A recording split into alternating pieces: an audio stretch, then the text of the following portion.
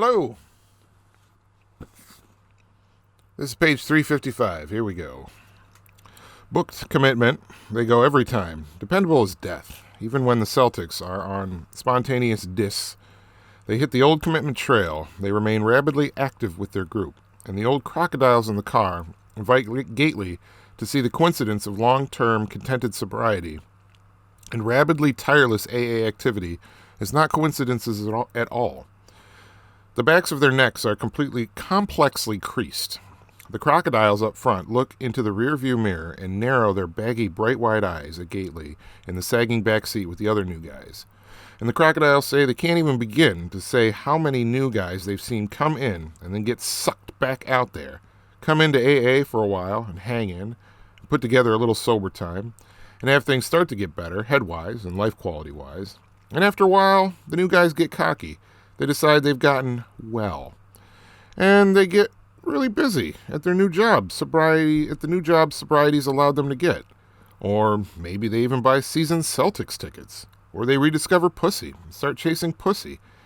These withered, gnarled, toothless, totally post-sexual old fuckers actually say pussy.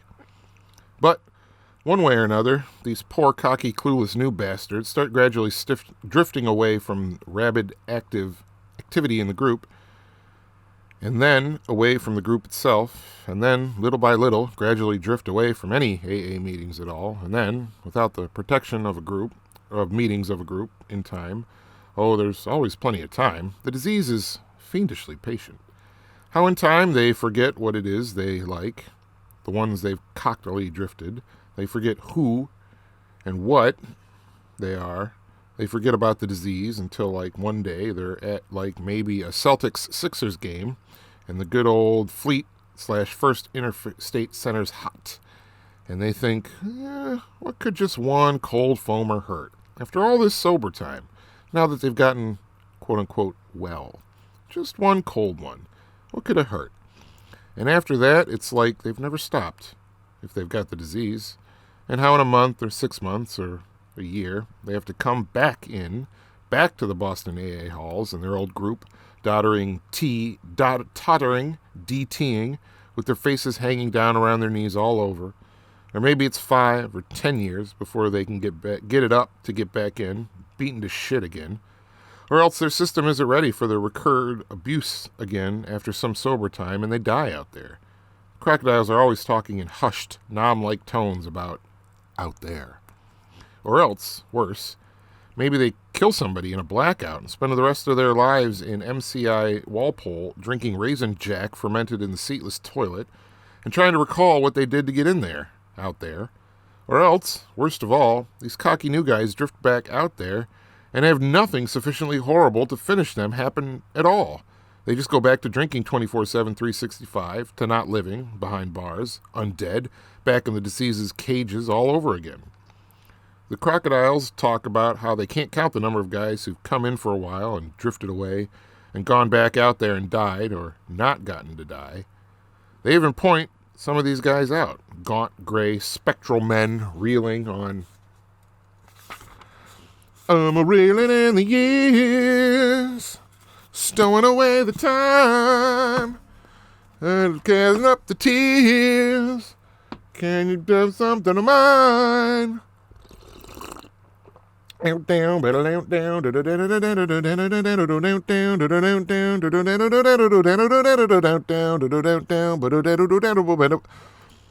you like Steely Dan. My friend Griffin's favorite band is Steely Dan. And it's funny. I felt so seen. So in the year 2000, Steely Dan, after 20 years, released a new album called Two Against Nature. The previous one had been in 1980 called Gaucho, which Griffin insists is a total Coke album, which, yeah, they like their Coke. So they released this album, Two Against Nature, and it got all this, the boomers loved it. So it's a Steely Dan album. But it ended up winning all these Grammys. It won Best Grammy of the Year over Kid A by Radiohead, which is, if you've never heard of Kid A, it's a very good album, first of all. First and foremost, it's just great. It's great songs. But also, it was kind of revolutionary in terms of what a rock band could do with the format. And, I mean, to have it lose to Steely Dan, these old fuckers who come back and make a perfectly serviceable Coke, esque yacht rock album in 2000, when the shit was decidedly not cool and was not anything I was receptive to.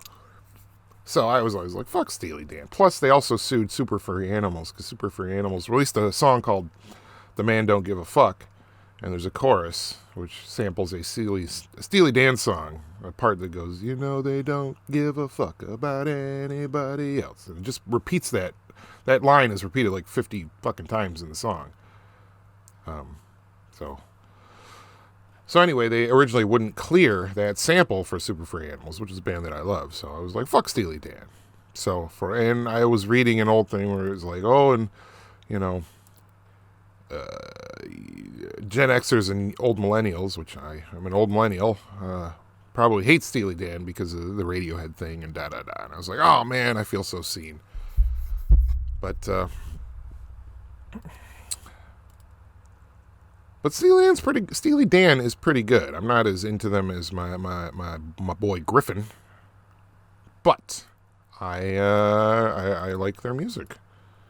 It's very technical. It's very, good band. So I just thought I'd talk about Steely Dan because they got that song. Am I reeling in the years, stowing away the time? Am I gathering up your tears? I'm awake your mind. Something like that. And then the down. It's called Reeling in the Years. It's off their first album. Can't Buy a Thrill. If you don't know that song, you probably do. But anyway. It's February 7th, 2021. It's 9:04 a.m. I'm on my second cup of coffee. Recorded 2 of these today, 2 Jaffinnigan's Wakes. Gonna get those edited, put on the internet. Then I gotta go to work around 11:30. So, yeah. But, anyway. Thank you for listening. Thank you for your continued loyal listenership, all my loyal listeners out there. And I love each and every one of you. And, yes. Have a great night.